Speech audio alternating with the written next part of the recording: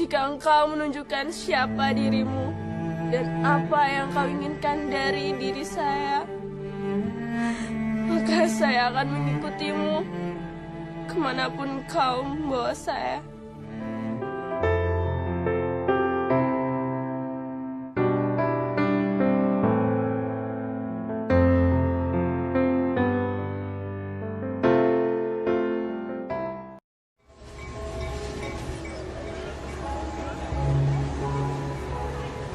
Hidup itu layaknya sebuah perjalanan, di mana ada banyak sekali perhentian di sepanjang jalan itu.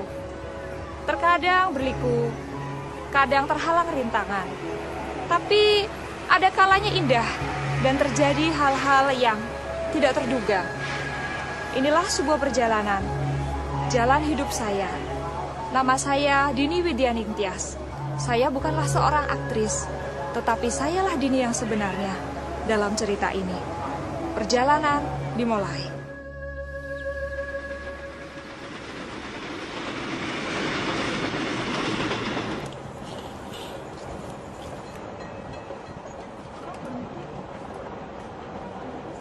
Saya dalam perjalanan bisnis naik kereta ekspres Jakarta-Jogja saat kereta tiba-tiba berhenti.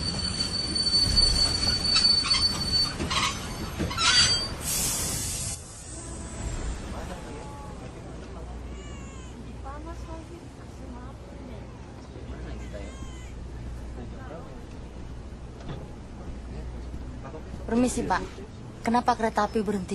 Aduh, saya tidak begitu tahu Bu ya, mungkin ada sedikit kerusakan pada mesin. Lalu kapan tahunya Pak? Saya tanya dulu sama masinis Bu. Bapak kembali lagi kan Pak? Kalian lihat kan, kita sepanjang hari bisa berhenti di sini. Saya juga jamin nih AC-nya pasti mati. Kita kehabisan udara. Duh, panas lagi. Mbak lagi lihat apa? Mereka tidak akan menurunkan kita di sini kan, Mbak? Bayangkan. Apa? Membayangkan apa? Saya dibesarkan di tempat ini. Oh, jadi Mbak tahu kita berada di mana sekarang ini? Gombong. Gombong?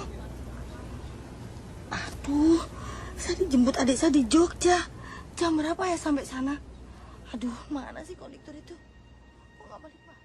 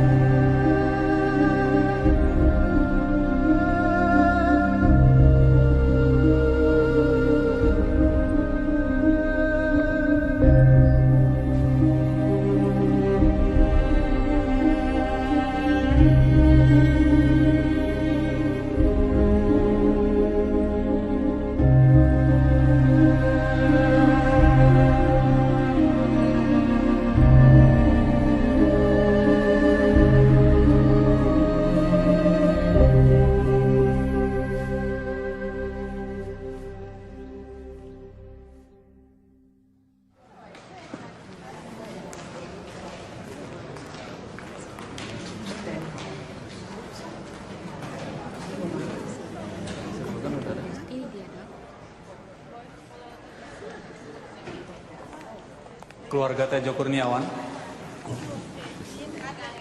Ibu Tejo Kurniawan. Saya Ibu Tejo Kurniawan.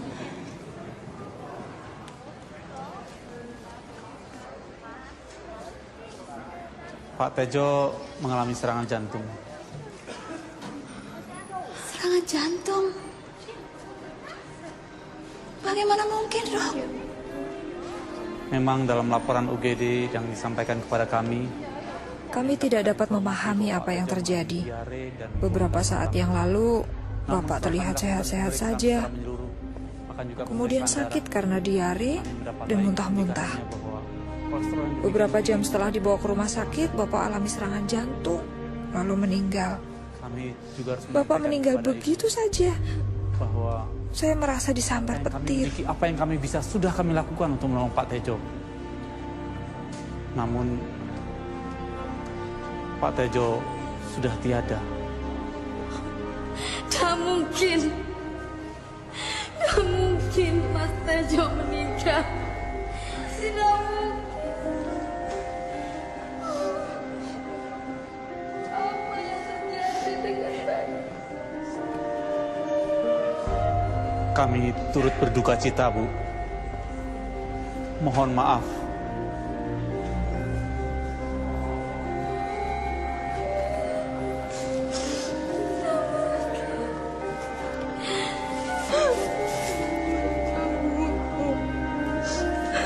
Aku tidak bisa menerima keadaan. Apa yang harus kulakukan? Mbak,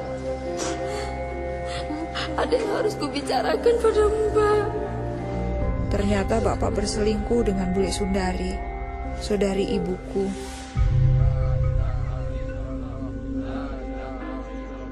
Dia sedang hamil 8 bulan saat Bapak meninggal.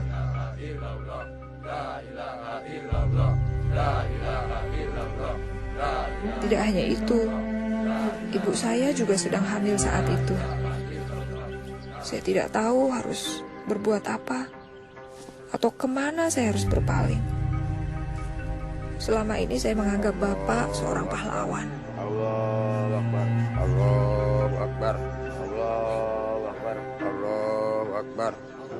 Kini saya merasa dikhianati. Assalamualaikum warahmatullahi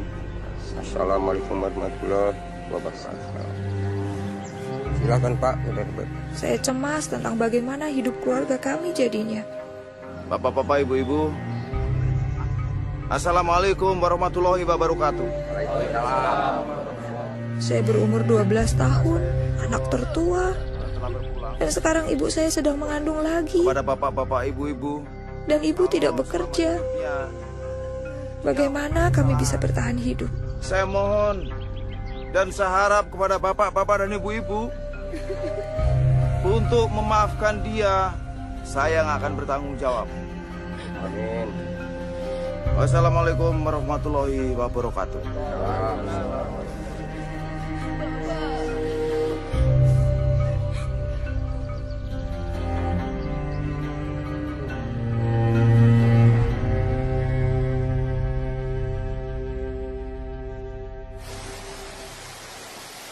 Saya pikir Bule Sundari lah yang paling menderita. Meskipun saat itu saya tidak berpikir begitu.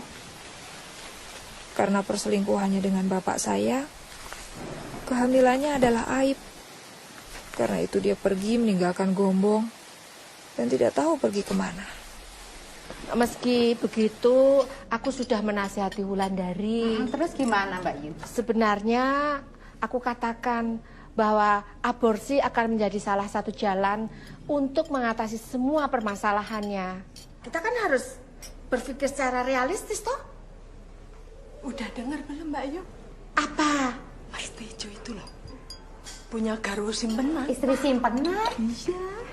Yang di Kota Kembang, penjahit itu loh. Dari mana sampean tahu? Raden Sanjaya, sepupunya yang kemarin datang ke sini. Sepupu yang mana, Mbak Yang Yu? itu loh yang sempat nikah sama sopir taksi. Sebentar. Ya, aku dengar ya bisnis peternakan ayam tarung Masku itu laku dijual dengan harga bagus. Iya kan? Tentu saja istrinya punya uang banyak tuh. Belum lagi soal studio fotonya itu. Itu. Oh, enggak pernah tahu. Tejo Masmu itu taunya juga juru foto ulung toh. Mbak, Masku itu Tejo itu banyak kaliannya, banyak nih. Terutama soal wanita kan? Oh, siapa yang nggak kenal sama Tejo Kurniawan. Wah, di setiap tempat dia bisa menaklukkan wanita itu. Ya, kita lihat saja nanti bagaimana nasib keluarga itu. Tapi yang saya paling sedihkan adalah Sundari. Bagaimana dengan nasib Sundari, ya kan? Aku tahu itu. Paling juga nanti dia datang ke rumahmu, mengetuk pintu dan minta pertolonganmu. Habis kepada siapa lagi dia mau minta pertolongan? Masa sama aku kan ya nggak mungkin. Iya. Saya pikir juga begitu. Dia pasti akan datang ke rumahku. Tapi kalau dia ketemu dengan istriku, aku tidak bisa berbuat apa-apa.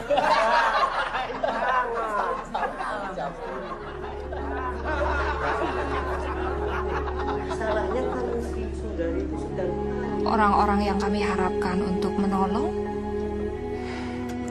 malah mengatakan hal-hal yang menyakitkan hati. Saya nggak tahu waktu itu harus berbuat apa. Saya pikir hanya Tuhan yang bisa menolong kami. Kamu kan masih kecil, Mbak, waktu itu. Ya, saya tidak pernah ke lapangan itu lagi. Sampai akhirnya uang pensiun Bapak cair, kami pindah ke Semarang. Ibu buka toko kecil di rumah baru kami untuk memenuhi kebutuhan hidup. Namun itu benar-benar sebuah perjuangan.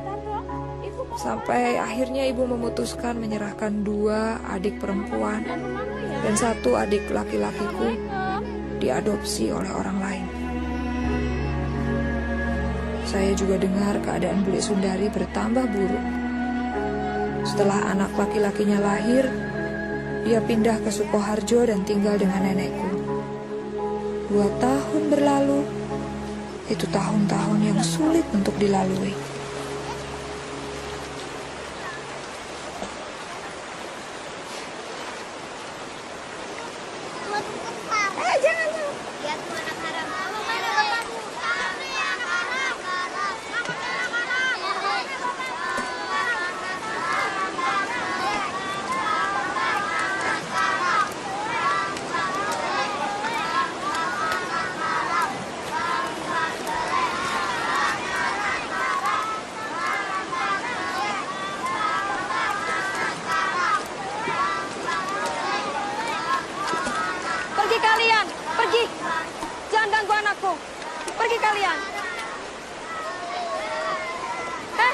Kenapa kalian diam saja?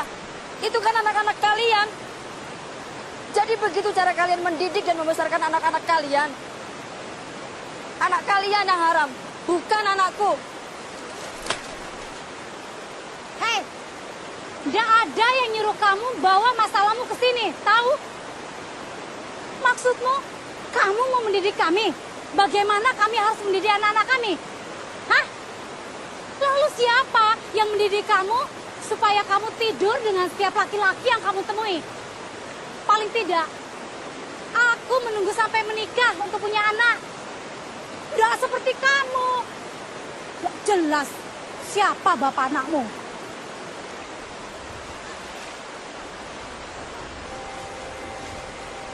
Siapa bapak anakmu?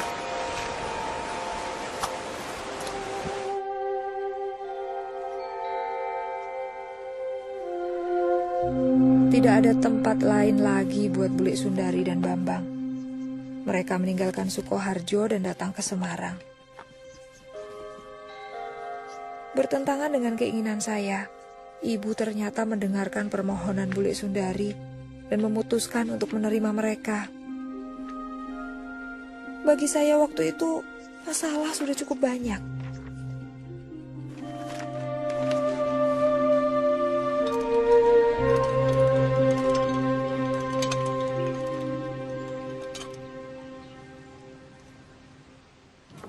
Aku tolong ambilin jemuran ya, Nar. Pergi sana. Ngapain di sini? Aku bilang pergi.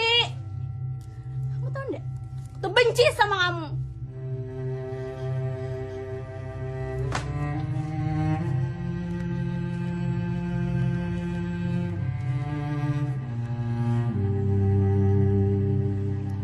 Nah, disilakin, Dar. Sudahlah, nggak usah khawatir.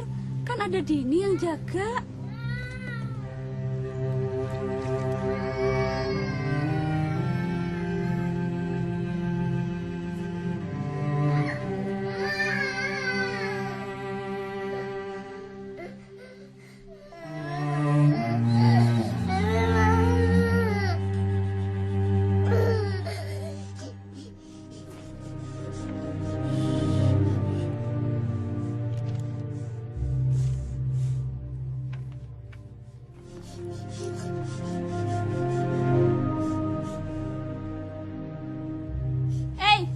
Buku diari siapa itu?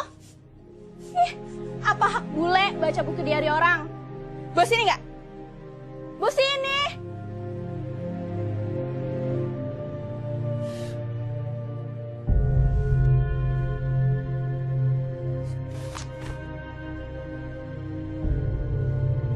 Ketika saya lihat Bule Sundari baca buku harian saya nggak tahan lagi. Lagi pula, hal-hal kejam yang saya tulis tentang dia dan Bambang benar kok. Setidaknya benar bagi saya. Akhirnya, saya mengatakan kepada ibu untuk memilih saya atau mereka. Mestinya saya senang Bule Sundari sama Bambang kembali ke Sukoharjo. Tapi kemudian kemarahan saya kepada mereka beralih kepada ibu. Saya tahu ibu akan menikah lagi. Itu sebuah keputusan yang tidak dibicarakan dengan seorang pun di dalam keluarga. Dan saya mulai berpikir, apa gunanya sholat 5 waktu? Atau nggak boleh bohong di sekolah? Atau apa gunanya menjauhkan diri dari dosa? Kalau akhirnya toh saya tidak bisa masuk surga karena tidak dapat memaafkan ibu. Semuanya itu membuat saya marah. Sampai akhirnya saya berkesimpulan untuk tidak lagi peduli pada agama. Saya tidak peduli dengan sopan santun. Saya hanya ingin bebas. Saya ingin melakukan apa saja yang ingin saya lakukan. Dan saya memutuskan tidak seorang pun dapat menghalangi saya, termasuk agama.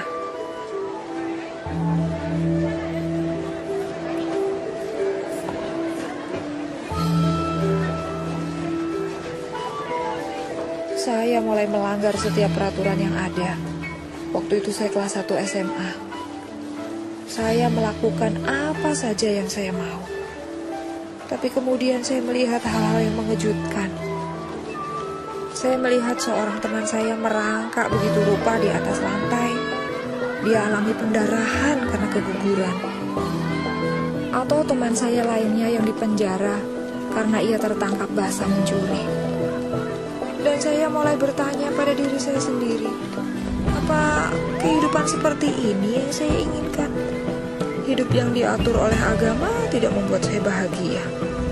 Tapi hidup bebas tanpa aturan agama juga bukan hidup yang saya inginkan.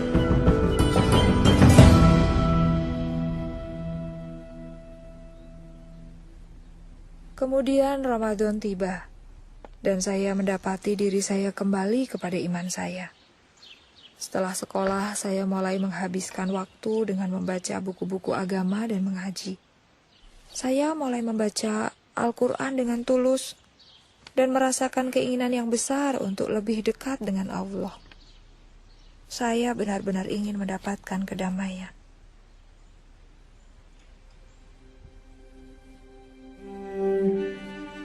Saya mulai mempersiapkan diri untuk sholat tahajud.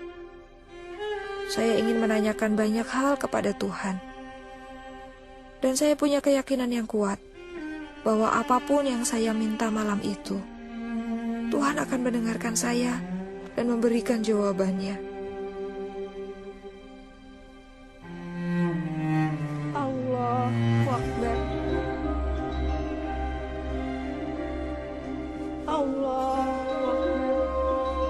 Lalu saya tahajud menurut ayat-ayat tertentu yang saya sudah hafalkan. Rahmatullah. Assalamualaikum warahmatullah.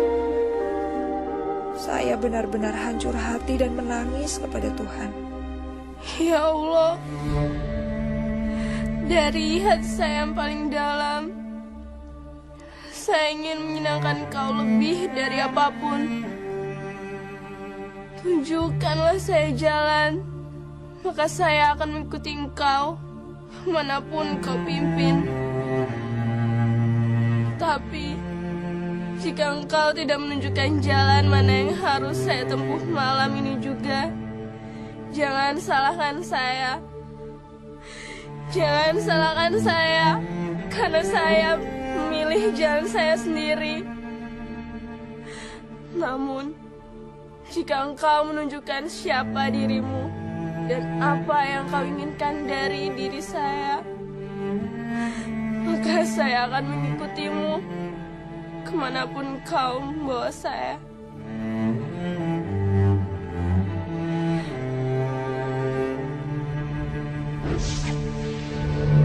Pada saat itu, cahaya terang tiba-tiba muncul di hadapan saya. Kemudian membentuk sesosok manusia yang memakai jubah putih.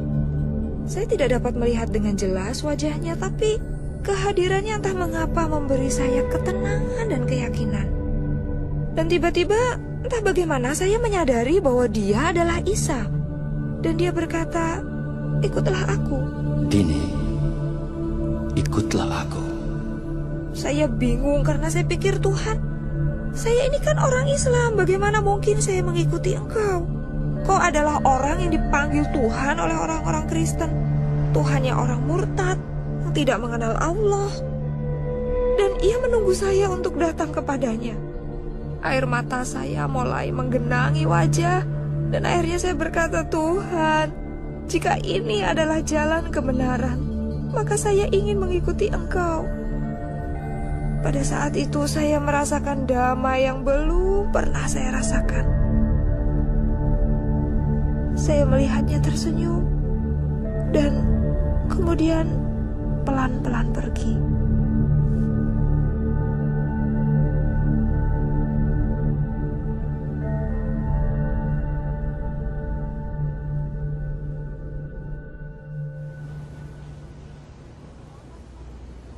Saya harap saya nggak menyinggung perasaan Mbak. Apapun yang terjadi, pasti sangat mempengaruhi kehidupan Mbak. Saya tidak akan pernah sama lagi. Saya benar-benar berubah sejak hari itu. Saya mengerti.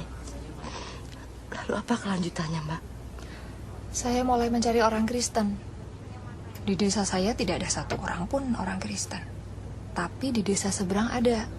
Saya mulai ke sana. Mula-mula mereka takut karena saya meminta satu Alkitab pada mereka. Tapi kemudian mereka memberikannya dan saya mulai membacanya. Semuanya itu saya masih berusaha untuk sembunyikan dari ibu. Tapi gak lama kemudian ibu tahu. Serang ibu pasti tahu apa yang terjadi, Mbak. Lalu apa kelanjutannya? Ya, ibu minta saya berubah. Dia menangis. Dia merasa gagal sebagai seorang ibu. Dia pikir saya masih marah dengan pernikahannya. Dan dia pikir saya masih balas dendam. Dan anggota keluarga yang lain?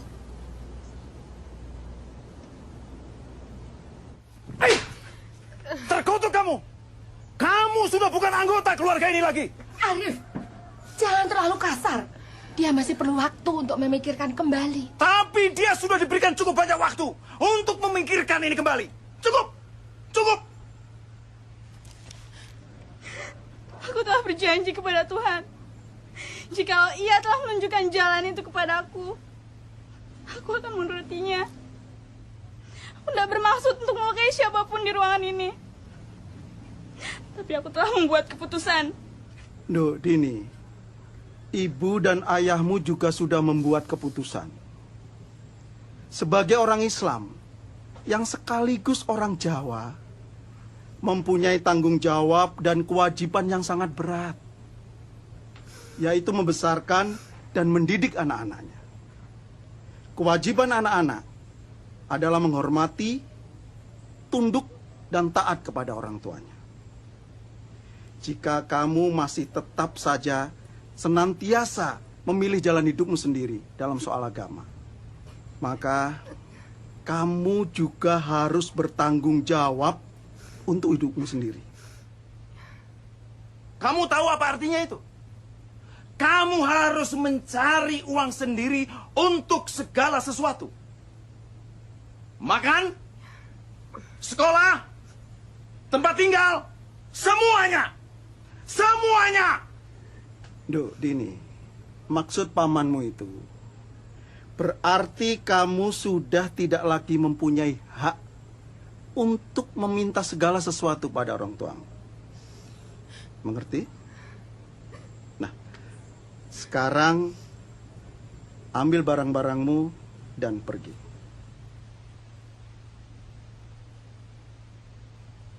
Cepat.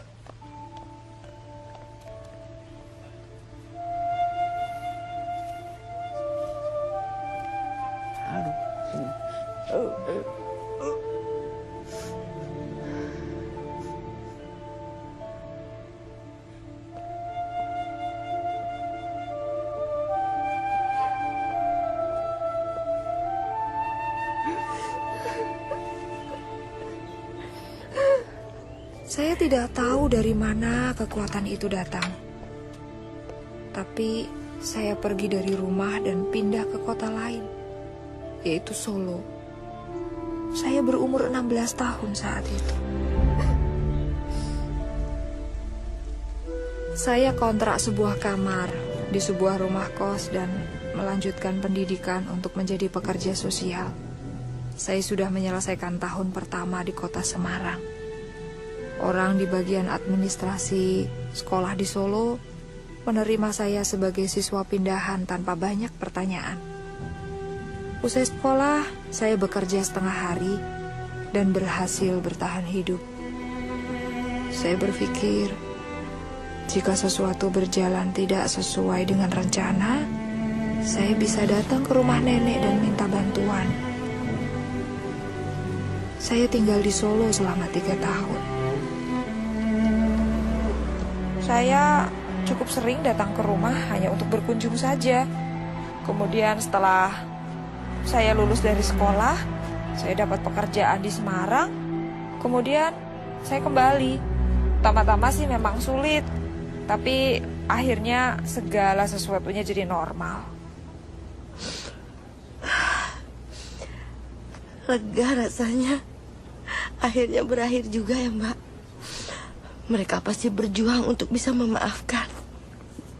Sebenarnya orang yang paling berjuang untuk memaafkan itu saya, Mbak. Bukankah orang-orang Kristen harus bisa saling memaafkan? Iya, benar. Hanya kadang-kadang jaraknya sangat jauh. Yaitu dari sini sampai ke sini.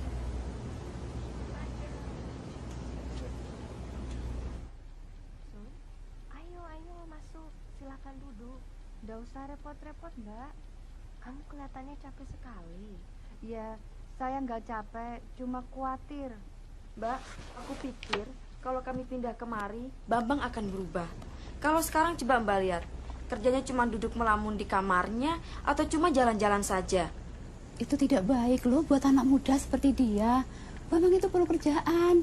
Iya, aku ngerti, Mbak. Tapi mau bagaimana lagi? Bambang cuma lulusan SMP. Nggak bisa dagang, nggak bisa apa-apa. Aku yakin keadaan akan menjadi lebih baik. Ini ada sedikit makanan untuk dibawa pulang.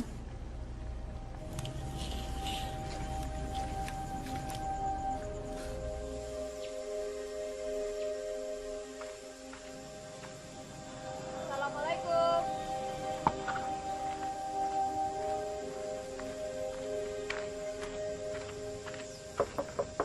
Assalamualaikum. Waalaikumsalam. Hai, aku Dini. Mbak Dini? Iya, aku Dini. Ibumu ada di rumah? Ada.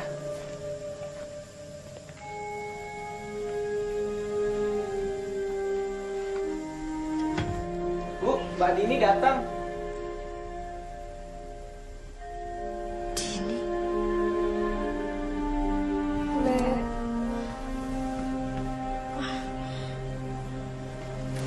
silakan duduk. Din, mau minum apa, Din? Nggak usah repot-repot, Bule. Beberapa hari lalu, saya dengar pembicaraan Bule sama Ibu. Saya nggak tahan. Maafkan saya. Perlakuan saya selama ini begitu buruk pada kalian. Maafkan saya. Sudahlah, Din. Saya begitu malu.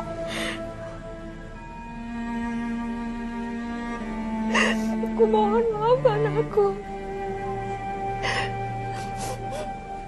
Atas semua hal yang buruk yang pernah aku lakukan pada kalian. Aku mohon maafkan aku. Aku menyesal. Sudahlah, Din. Bunda sudah memaafkan.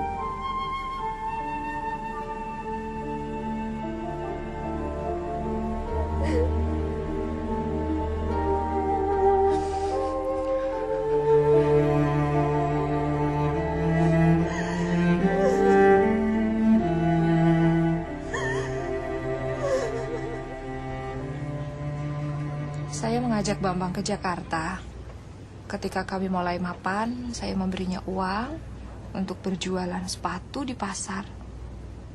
3 bulan kemudian, dia mulai mendapat untung dan tidak membutuhkan uang dari saya lagi.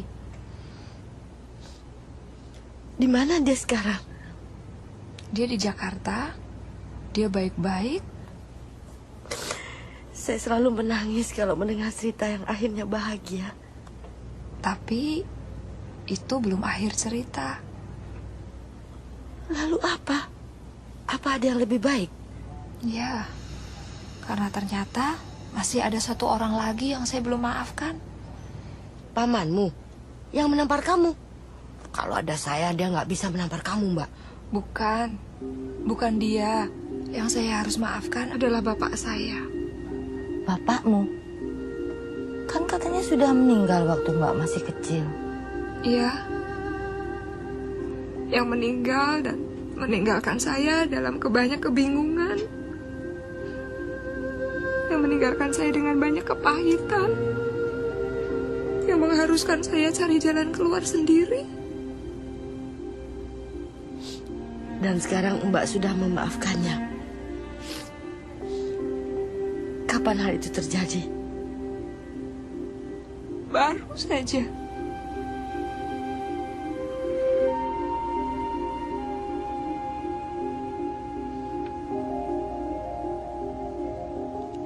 Mbak lihat kuburan di seberang jalan sana?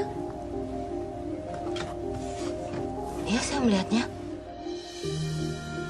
Bapak saya dikuburkan di sana. Sampai kereta berhenti tadi. Sikap saya yang tidak mau memaafkan Bapak ikut terkubur juga di situ. Tapi Tuhan itu Maha Pengasih. Tuhan tidak menghendaki saya mengambil sikap sesuai pengertian saya sendiri. Tuhan berkata kalau kita ingin dosa kita diampuni, kita juga harus memaafkan orang-orang yang bersalah pada kita.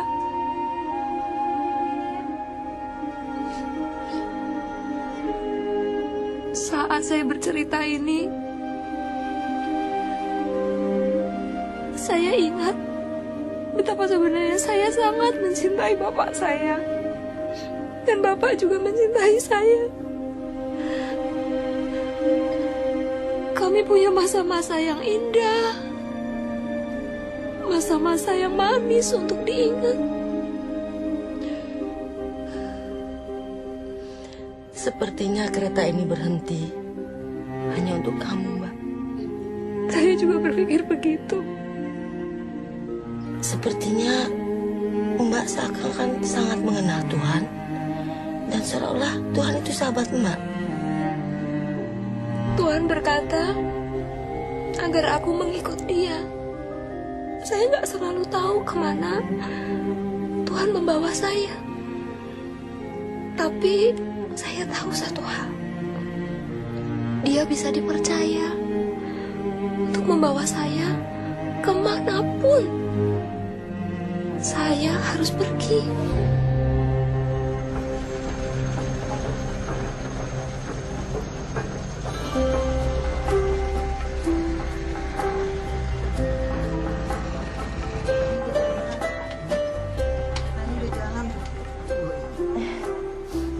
Akhirnya jalan juga, Mbak. Kita berangkat. Iya, kita berangkat. AC-nya juga nggak dimatiin. Nggak dimatiin. Saya pikir ceritanya berakhir di sini sekarang. Atau marah baru mulai. Apa yang ini akan berakhir lebih bahagia? Mbak lah yang harus kasih tahu akhirnya itu pada saya.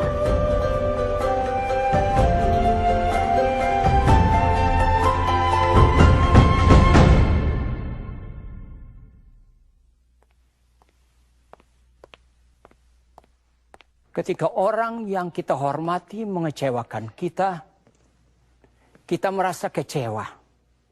Dan kepercayaan kita padanya menjadi buyar. Karena orang yang kita kagumi ternyata tidak seperti yang kita bayangkan. Yang lebih buruk lagi, kita memendam kepahitan. Semakin penting orang itu dalam kehidupan kita, semakin besar jadinya kekecewaan itu. Dini yang kala itu masih muda, merasionalisasikan bahwa ia punya hak untuk marah dan menjadi pahit. Marah dan pahit terhadap orang tuanya, terhadap bibinya, Sundari, dan saudara tirinya, Bambang, bahkan marah kepada Tuhan. Kemudian Dini mengalami perubahan yang luar biasa. Dini mendapatkan penglihatan akan Tuhan Yesus ketika ia mencari kehendak Tuhan atas hidupnya, dan memutuskan untuk mengikuti Yesus kemanapun Yesus pimpin. Dengan cara yang tidak kita mengerti sebagai manusia. Yesus menembus dinding kamar tidurnya, mengelurkan tangannya kepada Dini dan berkata, "Ikutlah aku." Datang kepada Yesus adalah langkah pertama yang sangat bagus, tetapi seperti kehidupan nyata yang Dini ceritakan kepada kita, kehidupan kita di bumi adalah perjalanan yang berliku-liku dan penuh dengan belokan, pemberhentian di luar jadwal, dan banyak pelajaran di sepanjang jalan. Namun kita percaya kepada Tuhan Yesus. Kita seperti Dini, mengikuti Yesus kemanapun Yesus membawa kita, dan melakukan apa yang Yesus minta. Bagi Dini ada banyak jalan yang bisa ia ambil. Semakin ia bertumbuh dalam perjalanan kekristenannya, Dini menyadari bahwa ada satu jalan yang perlu dilaluinya seutuhnya, yaitu jalan pengampunan. Suatu jalan yang tidak mudah diambil, tetapi Dini berhasil mengambilnya karena kekuatan kasih. Bukan sembarang kasih, tetapi kasih yang datang dari Tuhan. Kasih yang tidak bersyarat. Rasul Paulus menulis di 1 Korintus pasal 13 tentang kasih. Ia berkata bahwa kasih itu sabar dan murah hati. Kasih tidak pemarah dan tidak menyimpan kesalahan orang lain. Kasih percaya segala sesuatu, mengharapkan segala sesuatu, dan menanggung semua hal. Itulah kasih yang tidak pernah gagal. Kasih yang Dini selalu cari, bahkan ketika ia memberontak dan terhilang. Ini adalah kasih yang ia perlukan untuk mampu menahan penolakan dari keluarganya. Inilah kasih yang ia butuhkan untuk memaafkan orang-orang yang paling menyakitinya, termasuk sang ayah. Saudara, dengan kasih inilah Bapa di sorga mengasihimu. Ia mengasihimu apa adanya. Ketika Dini berseru kepada Tuhan untuk menunjukkan jalan kepadanya, ia tidak tahu bahwa Isa akan datang kepadanya dalam suatu penglihatan di suatu malam, menampakkan kemuliaannya dan meliputinya dengan kasih dan kelembutan. Namun itulah yang terjadi. Saudara, Yesus mungkin mendatangi atau tidak mendatangi Anda dalam sebuah mimpi atau penglihatan, itu tidak penting. Yang lebih penting adalah Tuhan mengasihi Anda Dan Tuhan ingin Anda menjadi anak-Nya melalui iman dalam Yesus Kristus. Tuhan ingin Anda masuk menjadi anggota keluarga-Nya dan hidup bersama Dia selama-lamanya di surga ketika hidup Anda berakhir di dunia ini. Apakah Anda siap membuka hatimu untuk Yesus seperti yang Dini lakukan? Jika Anda ingin menerima Yesus Kristus sebagai juru selamatmu, mari ucapkan kata-kata ini bersama dengan saya. Katakan, "Ya Tuhan, saya percaya Yesus. Saya menerima Yesus sebagai Tuhan dan Juru Selamat saya. Ampuni dosa-dosa saya dan jadikan saya anak-Mu ya Tuhan. Terima kasih. Dalam nama Yesus, amin." Sekarang Anda hidup dalam keselamatan abadi dengan Tuhan. Sekarang Anda anak Tuhan. Puji Tuhan.